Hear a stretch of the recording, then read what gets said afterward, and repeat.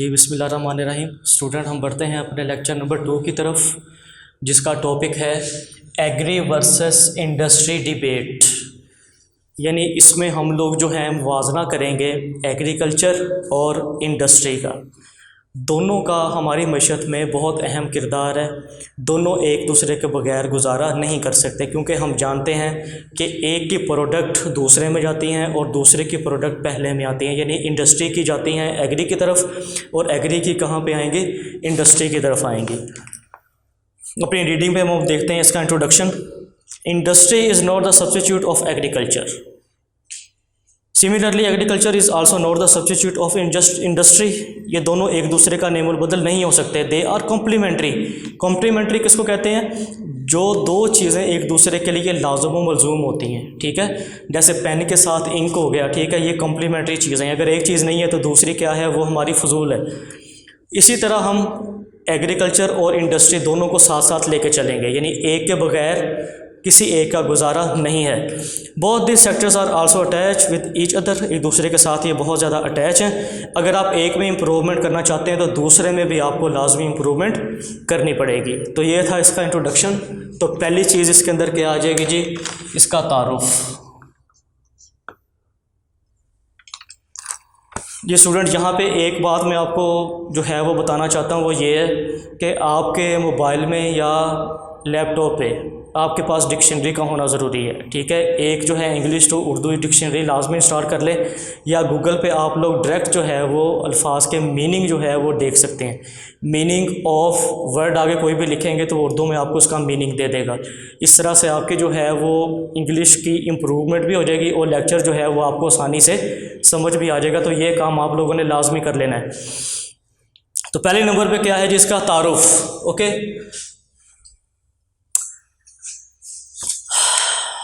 फहीम साहब उत्थे की करिए दसो हुण यार। हुण 3-4 मिनट जिदा हर बारी ज़ाया होंदे गए तो फिर इन्होंने चंगा मजाक फड़िया है यार। तारुफ देखा था हमने, अब इससे आगे जो है हम चलते हैं। ठीक है, दूसरा जो है इसके साथ वो चीज़ है the interdependence of agriculture and industry sector. एक दूसरे का इन्हिसार, यानी एक दूसरे पर इनका इन्हिसार।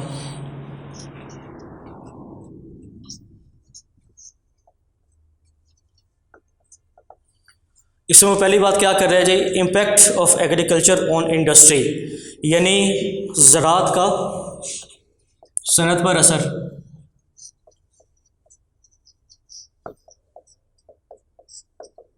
पहली चीज़ इसमें ये आ जाएगी, agriculture has huge positive impacts on industrial development such as. अब इसमें उसने जो है वो आपके सामने पॉइंट्स दिए हुए हैं। ठीक है, यानी सारी चीज़ों को, इस इम्पैक्ट को, इस असर को उसने पॉइंट्स की शक्ल में जो है वो जाहिर कर दिया है। तो एक एक लाइन के पॉइंट हैं, इजी पॉइंट है। पहला पॉइंट में क्या कह रहा है जी, it regularly supplies raw materials like sugar cane, jute, tobacco, cotton, oil seed, tea, spices, wheat, paddy, etc। ठीक है, यानी फसलों के नाम यहाँ पे लिखे हुए हैं। तो ये फसलें जो है वो हमें फ्राहम करता है। It supplies fruit vegetable, second में क्या आ जाएगा, फ्रूट और वेजिटेबल आ जाएंगे। तीसरे पॉइंट पे देखें, farmer households use to save their money in bank.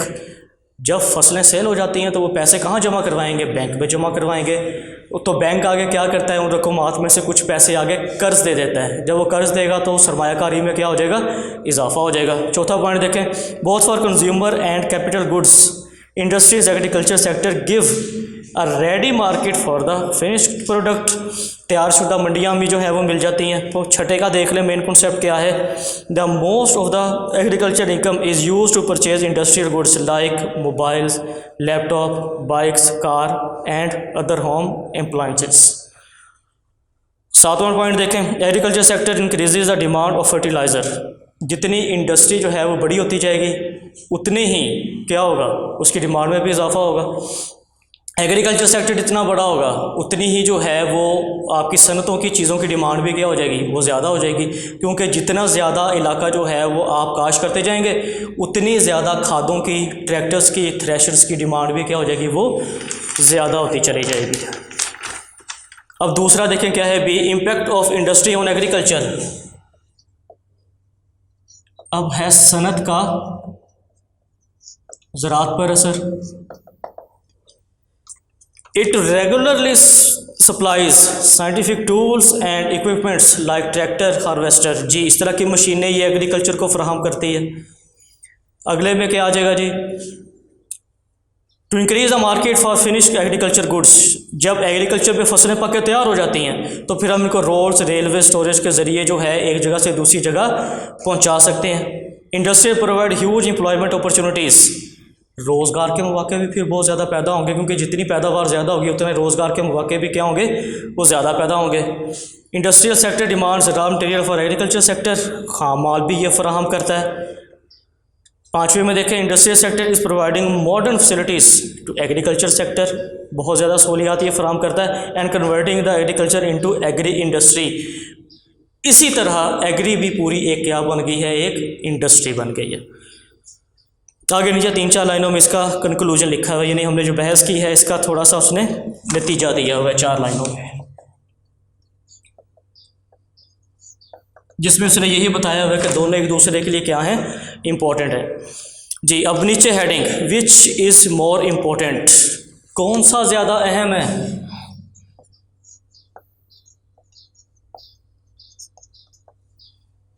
The main point of dissimilarity.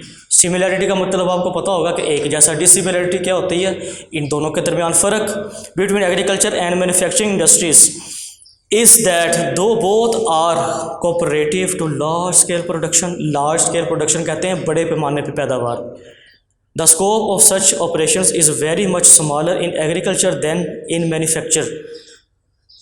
कहने का ये मतलब है कि इसका स्कोप जो है मैन्युफैक्चर सेक्टर में थोड़ा सा कम होता है, लेकिन एग्रीकल्चर सेक्टर में इसका बहुत ज़्यादा होगा। Further it can be distinguish in following points. मज़ीद इसको हम इस तरह से एक्सप्लेन कर सकते हैं। The law of diminishing return, ये एक कानून का नाम है, ठीक है, कि जैसे जैसे हम ज़मीन पर या किसी कारोबार पर हम अपने मज़दूर या कोई भी अपने जो है वो आमलीन पैदाइश के यूनिट लगाते हैं तो पैदावार क्या होती है, वो कम होना शुरू हो जाती है। इसको हम लॉ ऑफ डिमिनिशिंग रिटर्न कहते हैं। डिमिनिश का मतलब होता है कम हो जाना। एग्रीकल्चर में ये कानून जल्दी लागू हो जाता है। However in the case of manufacturing industries, लेकिन सनतों में ये कानून जल्दी लागू नहीं होता। पहले जो है वो क्योंकि चीज़ की नहीं होती है मार्केट में, जिससे चीज़ की डिमांड में क्या हो रहा होता है, इजाफा हो रहा होता है। नेक्स्ट पेज पे देखें, पेज नंबर 3 पे second point, as agriculture activities can not be easily subjected to a fix routine, supervision is very complex. Agriculture में एक्टिविटीज़ जो है वो इजी और फिक्स नहीं होती, यानी मौसम का उतार चढ़ाव आ गया, कभी कोई कुदरती आफत आ जाती है, सैलाब आ जाता है, जिसकी वजह से ये एक जैसे नहीं रहते। However large scale production can not be carried to the same extent in agriculture as in industries. In agriculture so much of the task depends on individual skill and efficiency. Agriculture में तो बहुत ज़्यादा efficiency की ज़रूरत होती है। In comparison to industries, scope of using machineries is also much smaller in agriculture. ये तो सभी जानते हैं कि इंडस्ट्रीज़ में जो है मशीनों का इस्तेमाल ज़राअत की निस्बत कहीं ज़्यादा होता है। इसी तरह 5वां पॉइंट है, चौथा point, there is an element of uncertainty in agriculture. Agriculture में गैर यकीनियत बहुत पाई जाती है, यानी सूरत हाल किसी वक्त भी किसी तरह की हो सकती है, सैलाब आ सकता है। जैसा कि जो है वो आजकल टिड्डी दल जो है इसने जो है वो काफ़ी फसलों को तबाह किया हुआ है, जिसकी वजह से पैदावार का लेवल क्या हो गया, बहुत ही कम हो गया है। लेकिन इंडस्ट्री सेक्टर पर यह चीज़ नहीं होती। Agriculturists are as a rule conservative. जो ज़राअत के पेशे से जो लोग मुंसलिक होते हैं वो ज़्यादातर क़दामत पसंद होते हैं, यानी कि पुरानी रस्म व रिवाज के होते हैं, ठीक है, इतने तालीम याफ्ता वो लोग नहीं होते। Because industrial operation can be concentrated in small places, supervision is easier. लेकिन इंडस्ट्री क्योंकि एक कम जगह पे जो है वो मुहित होती है, वहाँ पे जो है वो उनको कंट्रोल करना आसान होता है। लेकिन इंडस्ट्री पे तो बहुत ज़्यादा एरिया हार्वेस्ट होता है, लिहाजा वहाँ पे इसको जो कंट्रोल करना क्या है, थोड़ा सा मुश्किल होता है। Industrial operations are dynamic in character, the industrial programs are also more energetic.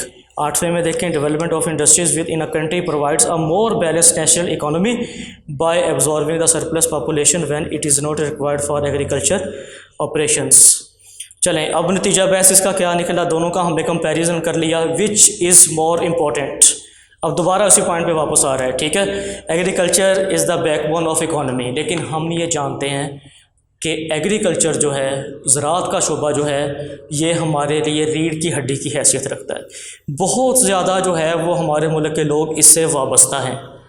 More that it feeds population to the country, पूरे हमारे मुल्क को खुराक यहीं से जाती है। So there is nothing to exaggerate that country can not survive without agriculture. लिहाजा हम ये नहीं कह सकते कि किसी कोई भी जो है वो मुल्क एग्रीकल्चर के बगैर गुजारा कर सकता है। ठीक है बेटा, ये तक हमारा लेक्चर था, लेक्चर नंबर 2। इससे आगे जो है वो हम लेक्चर नंबर 3 में नया टॉपिक जो है वो स्टार्ट करेंगे। सर इसको कर दे।